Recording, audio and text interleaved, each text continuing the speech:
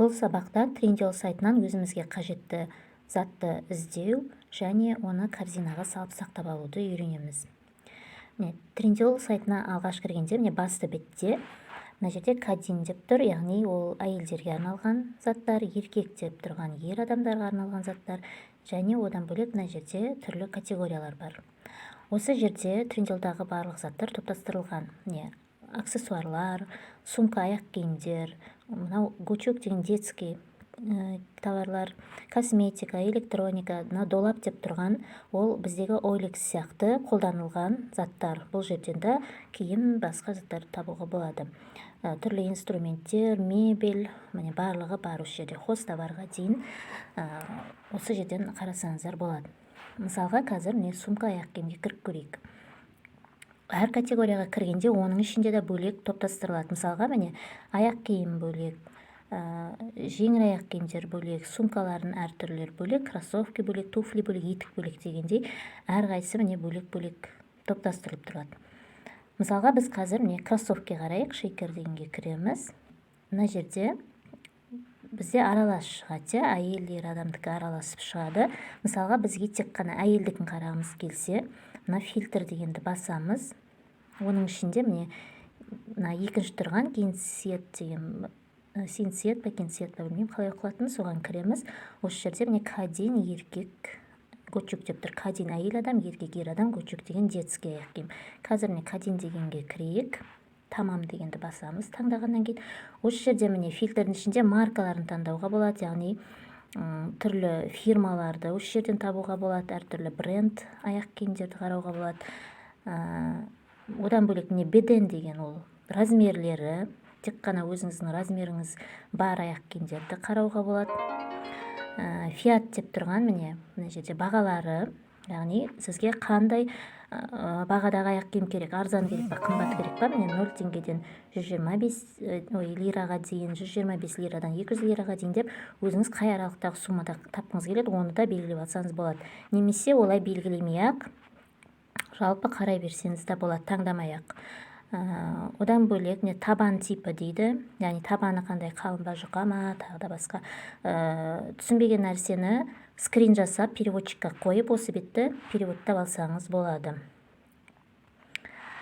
Одан кейін материалы қандай, кожа керек па, басқа керек па,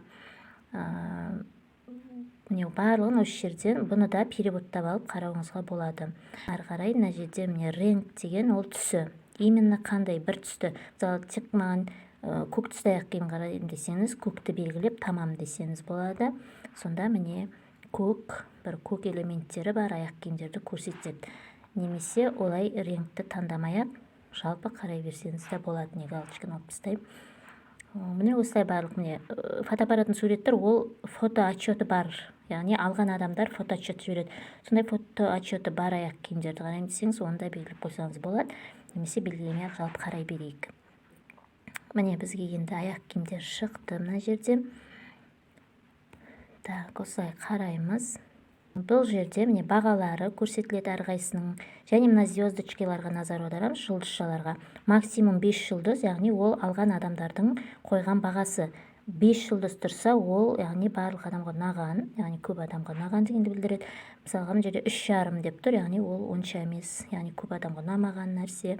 Осылай жұлдызына да қарап таңдаймыз. Максимум 4,5-5 жұлдызы барлар, ол өте жақсы дегенді білдіреді. 4,5-5 деген жұлдыз барларды қарасаңыз. Мысалға, қазір біреуін таңдай қояйық. Мысалға, мына аяқ киімді алайық. Сосын тағы бір айтып кетейін, осылай қарап жатқанда, мына жерде түрлі түсті дөңгелектер тұр, және 7, 4 деген сандар тұр. Ол түстерін білдіреді. 7 деп тұр, яғни осы аяқ киімнің 7 түсі бар екен. Осы жерден бұлай түстерін қарап таңдасаңыз да болады. Мысалға, осының ағын қарайық. Бұл бағасын қараңыз, 699,9 лирадан қазір скидкамен 279,96 лираға береді екен осы аяқ киімді. Бұлай листайт етіп суреттерін қарасаңыз болады. Табаны қандай екен, бәрін көрсетіп қойған. Осылай қарайсыз. Енді бұл 5 жұлдызды алып тұр екен. Енді Осыдан төмен қарай түссек, мына жерде де түстерін көруге болады. Мына жерде размерлері, қандай размер бар, қандай размер жоғын қарайсыз. Мына жазылған сипаттамалардың бәрін скрин жасап, переводчикқа қойып, переводтап алуға болады. Мына жерде барлығы жазылған. Табаны қандай, материал қандай, барлығы. Енді осыдан төмен қарай түссек, міне мынау. Бұл жерде сатушы мен жаңағы адамдардың диалогтары, яғни алғысы келген адамдар, осыған қызыққан адамдар өзінің ойындағы сұрақтарын сатушыға қоя алады осы жерде. Мына астындағы сатушының берген жауаптары. Осы жерден де осыны да скрин жасап оқуыңызға болады. Осы жерде өзіңізді сұрақ қоя аласыз сатушыға. Одан қарай төмен түссек, мына жұлдызы бар жерлер, бұл отзывтар, алған адамдардың отзывтары.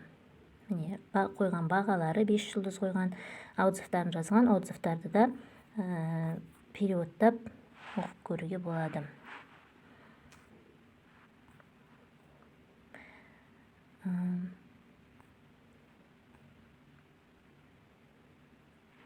Мысалға, мен мына аяқ киімді заказ беріп қойдым. Міне бұл жерде фотоаппарат тұр. Фотоаппараты бар деген сөз, яғни адамдар алып, суретке түсіріп, фотоотчет жіберген. Соны қарасақ болады, 141 фотоотчет бар екен. Міне адамдар алып, на самом деле қалай көрінетінін көрсетіп қойған. Себебі сатушылар суретке қойғанда олар әрине өңдейді, ал мына адамдардың алған түсірген суреттері нағыз кәдімгі оригинал суреттер. Міне оригиналында да өте әдемі көрінеді екен. Мына отзывтың бәрін переводтауға болады. Міне көп адамдар 5 жұлдыз қойған.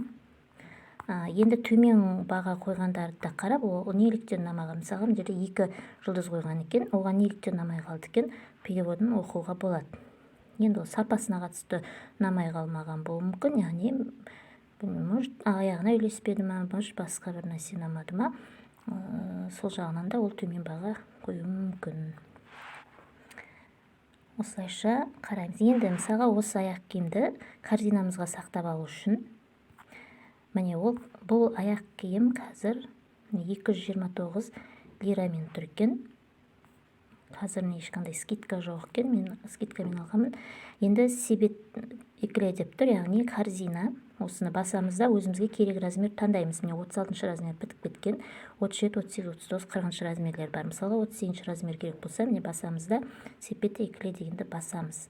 Сонда бұл біздің корзинамызға түседі. Міне бұл жерде 1 штук деп түсті. Егер дәл осыдан, дәл осы размерден 2 алам десеңіз, мына плюсты бассаңыз 2 штук болып шығады. Мінекей осылай сақтап, мынау мені корзинада осылай сақтап қойған киімдерім. Мінекей осылай қарай береміз. Ал егер мысалға мына категорияның ішінде іздеген затыңыз көрінбесе, оны тап сол іздеген затыңызды мына жерде, міне жоғарыда, ең жоғарыда поиск тұр, сол жерге поискпен іздеуге де болады. Ол үшін түрікше енгізу керек сөзді, ол үшін переводчикқа орысшасын жазып, түрікшесіне аударып аласыз, сосын мына поискке қоясыз. Мысалға, мен мына жерде міне іздеген затта сөздерім шығып тұр. Мысалға, мен өткенде мольберт іздегенмін, сонда аударып алғанмын, мені совале деп аударып берді. Соны қойғанда осылай мольберттерді шығарып береді. Кез келген іздеген затыңызды осылай поискпен тауып алуға болады. Одан бөлек, егер сізге жаңағы не керек болса, өзіңіз бір фирманың затын іздегіңіз келсе, мысалға бренд товарлар бар да, мысалға міне детский киімді басайық. Сонда мына жерде міне түрлі фирмалар, міне Defacto, Cotton, Lego дейді, түрлі фирмалардың аттаулары шығады. Осының ішінен өзіңіз іздеген фирманы бассаңыз болады. Мысалы міне Defacto, Defactoның детский киімдер шығады. Оның ішінен де міне бір жерде аралас шығып жатыр. Ал сізге именно не керек, соны мына фильтрден қойып алсаңыз болады. Міне категория дейді. Міне шорты ма, көйлек па, мысалға жерде елбис деген ол көйлек, тамамды бассаңыз, сізге міне келген көйлектерді шығарып береді. Оның ішінде тағы түсін, именно қандай түс керек, қолының ұзындығы қандай, барлығын осы жерден анықтап алсаңыз, фильтр қойып қойыңызға болады, немесе жалпы қарай бересіз. Енді мына жерде сирала деген бар, ол да фильтрдің бір түрі. Бір жерде мысалға ең дұрысы күйат деген ең арзан киімдерден бастап көрсетеді сізге. Міне ең арзаны 19 ғана лирадан басталып тұр. Немесе ең қымбатынан көргіңіз келе ма, мінекей. Немесе мына жерде чок сатаналар дейді, ең көп сатылған киімдерді қарауға болады. Ең көп сатылған деген сөз, яғни ол өте жақсы сападағы киімдер деген білдіреді. Ең фаворитлер дейді, яғни адамдарға ең ұнайтын киімдер. Ең еңлілер деген ең жаңа киімдер, яғни новинка, жаңадан қойылған киімдерді қарауға болады. Ең чок деген лендірінде, яғни ең көп жаңағы отзыв жинағандар. Мінекей осылай барлығын қолданамыз. Осы жерде не бар, бәрін қарауға болады осылай. Бұл жерде да міне детский киім товарлар бәрі бөлек. Коляска, ойыншық, көйлек керек па, аяқ киім керек па, мынандай мысалға мебель, кроваттар, мебельдер детский. Бәрін осылай қарай аламыз. Сосын ұнаған заттың бәрін себетке сақтап отырамыз. Ал келесі сабақта себетке сақтаған киім затымызды қалай сатып аламыз, соны көрсетемін.